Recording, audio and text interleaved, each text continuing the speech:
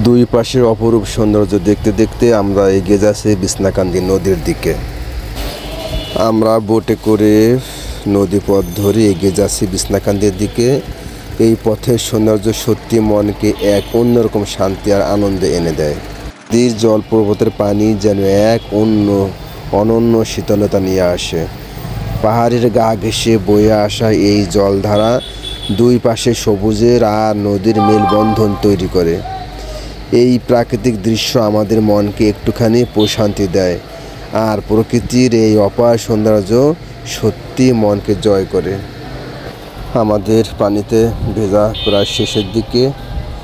আমরা এখন চারপাশের সৌন্দর্য এক পলক দেখে নিচ্ছি।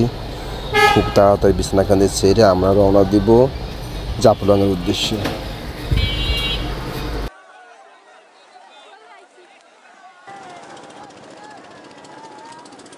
জাফলংয়ের পাহাড় আর নদীর সৌন্দর্য মুগ্ধকর। নদীতে নৌকা ভ্রমণ আর পাহাড়ের কোলে বয়ে আসা শান্ত জলের প্রকৃতি যেন এক সুন্দর মিলনমেলা সৃষ্টি করেছে। জাফলং প্রকৃতির এক অপরূপ উপহার। আমরা এখন যাচ্ছি খাসিয়াপল্লীর দিকে। খাসিয়াপল্লীর স্থানীয়দের বাড়িঘর দেখব, তাদের জীবনযাত্রা কেমন হয় তা দেখব, পানের বরজ আছে এখানে তা দেখব এবং চা বাগান দেখব।